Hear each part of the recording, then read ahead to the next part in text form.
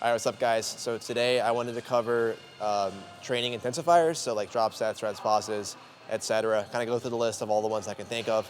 I got inspired to do this because I've listened to an RX radio podcast 2 weeks ago that kind of delved into it a little bit, but I thought it'd be more appropriate if I could get in here, kind of show you how applicable it is in a training setting, kind of cover the logistics of them, how to use them, when to use them, just some of the little nuances and when they're appropriate. Now, starting off the video, I was going to say, like, training intensifiers aren't necessarily special, so they're not going to be better than doing straight sets per se.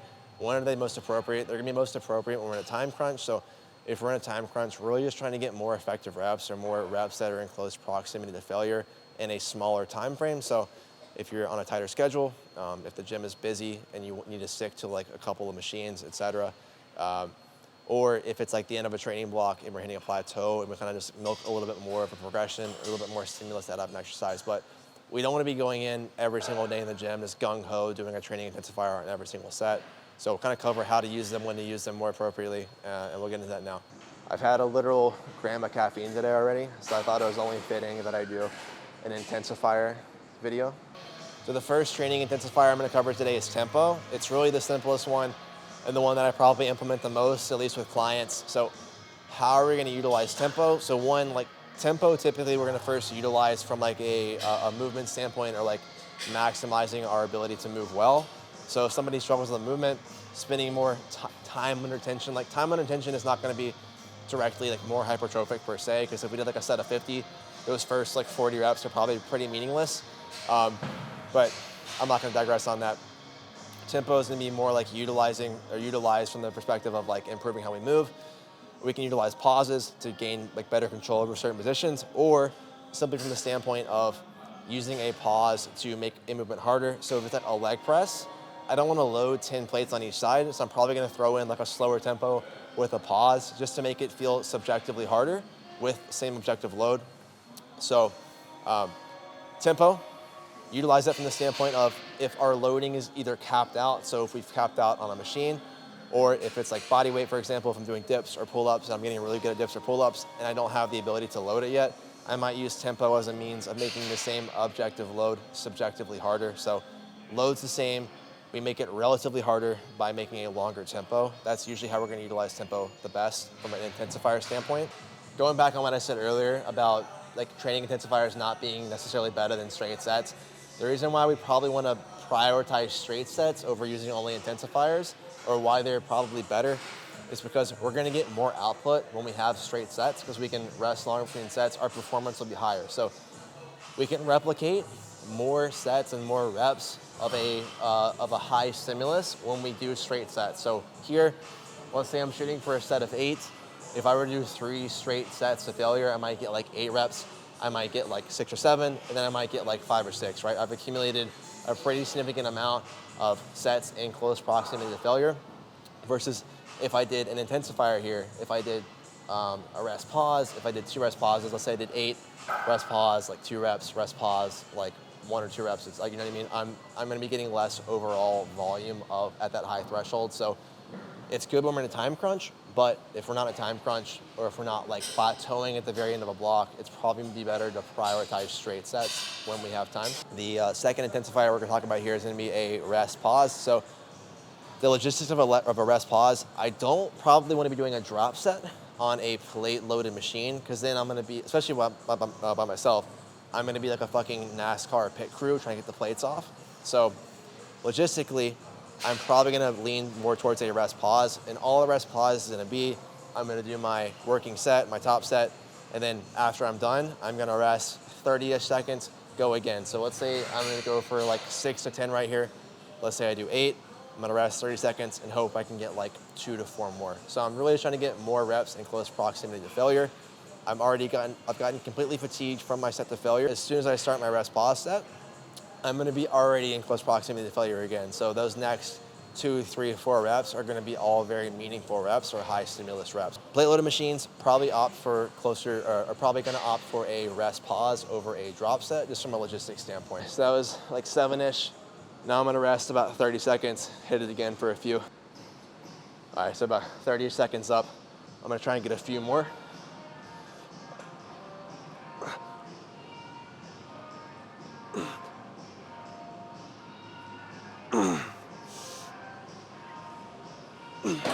While we're in between sets right here, I'm gonna discuss supersets.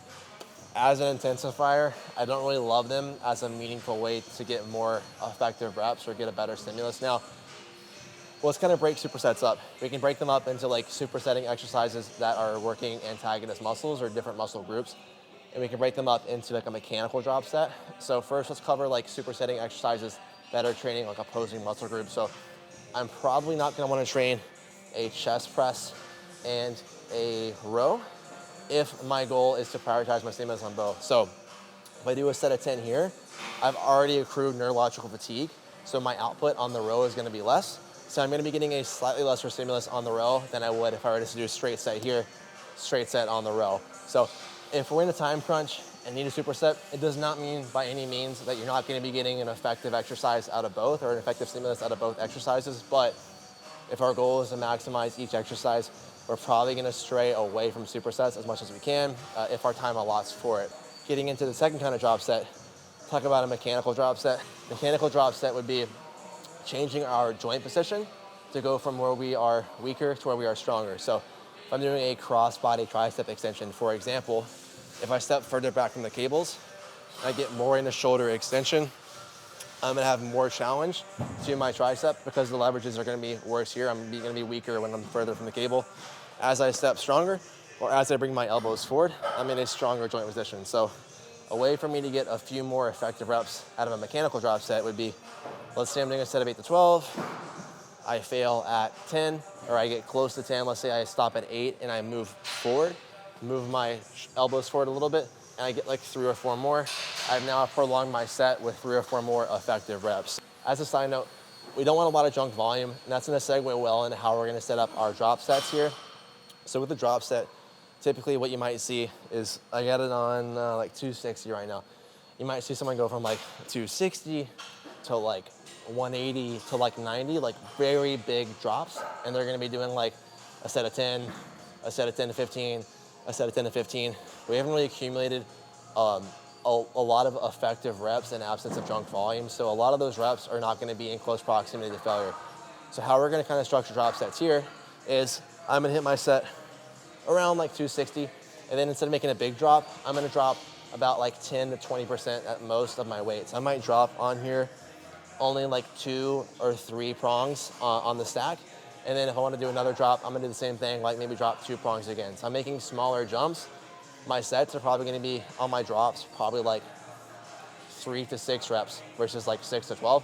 So I'm trying to get more reps in proximity to failure. I don't want to drop so much that I'm going to start getting like easier reps that aren't going to be meaningful stimulus. So I don't want to accrue a lot of junk volume, but junk volume being like reps that aren't going to be giving us a meaningful stimulus. So they're going to be contributing to neurological and physiological fatigue, but they aren't going to be giving us a great stimulus. So goal here, drop sets, smaller drops, more meaningful reps, less junk volume.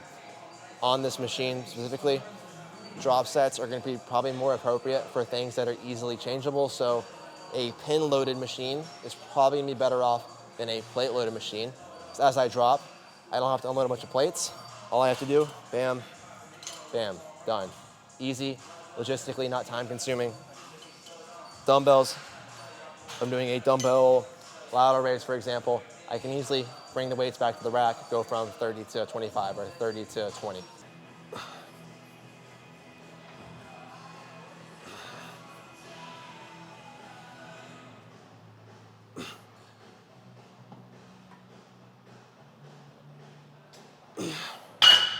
All right, just to reiterate here, I'm not in a rush to drop, so I do want to extend my output a bit, but you'll see I'm not going to drop like 10 pins on here. I'm going to go 1, 2, from 260 to 210. I'm going to try and squeeze out a couple more reps here.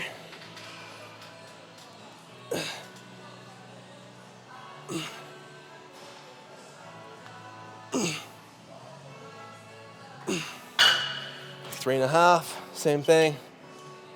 I'll drop like 2 more pins, take like 15, 30 seconds, hit a few more. To see, not making big jumps. I'm just trying to extend more reps in close proximity to failure. So as I start this set, The reps are already getting involuntarily slow.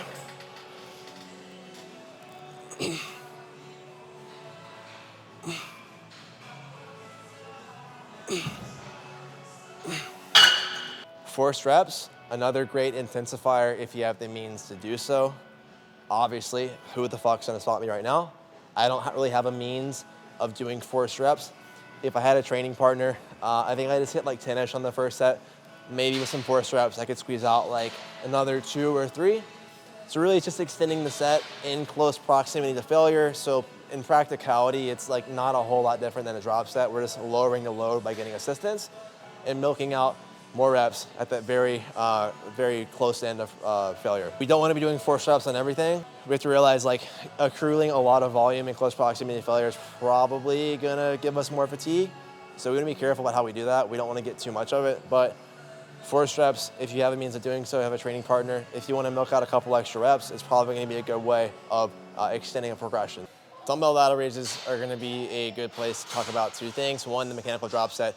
I already mentioned it on triceps, but mechanical drop sets make more sense for a dumbbell lateral raise, and as do a drop set versus doing partials. So I really want to get into partials. That's like the only one I haven't discussed yet, I don't think. But the reason I don't want to use partials as an intensifier on these is because right here, from a leverage standpoint, our delt doesn't have a ton of leverage, right? Like it's still doing this motion. Our supraspinatus is doing a lot, but supraspinatus is a pretty small muscle, so it's not like it's doing this whole movement. Regardless, don't have a ton of leverage here. I can do this all day. Ton of leverage here. So as an intensifier, what I want to do is a mechanical drop set. So you're going from a straight arm to a bent elbow, so shortening the lever. If we shorten the lever, we can make it technically easier. So I could do a straight set to failure with straight arms and then squeeze out a few more with bent elbows as a way of extending the set. Other thing I could do, go back to the rack. I got 25s here, rack the 25s, grab the 20s, rack the 20s, grab the 15s, make some small drops. But from a logistics standpoint, it makes more sense to do that than it does just to sit here and flap my broken wings all day long. If I wanted to do partials on a lateral raise, which we're gonna do next, just to show you the example, I could get on a cable lateral raise where we can actually make it hardest in the bottom. So as we kind of finish our set, we're getting more exposure to this bottom range where we're actually getting a pretty high stimulus because the leverages are pretty difficult on our delt right here. All right, so we'll see what I mean here by why this is a better environment for doing partials. I can set this a little bit higher so that it's gonna be more challenging in this more like lengthened position, this bottom position of the movement. It's gonna be more challenging. So as I finish my set, it makes more sense for me to do partials than a dumbbell lateral raise because I'm still getting great stimulus in my delt in this bottom portion. All right, to recap, training intensifiers probably not gonna be better than straight sets most of the time, but there's still context in which we can use them. Be smart about the logistics of it. So like probably not gonna do drop sets on a plate loaded machine, probably gonna opt for like a rest pause, probably not gonna do partials on an exercise that doesn't have a very leveraged partial range of motion. So be wary of the modality that we're choosing and the intensifier that we choose to pair with it. From a logistics standpoint, we're short on time, plateaued on the block, need a higher training stimulus for whatever reason, we're gonna throw some of these intensifiers in. Other than that, if I missed anything, ask me a question in the comments, DM me on Instagram. If you're interested in online coaching, hit me up, we'll get you rolling. That's it.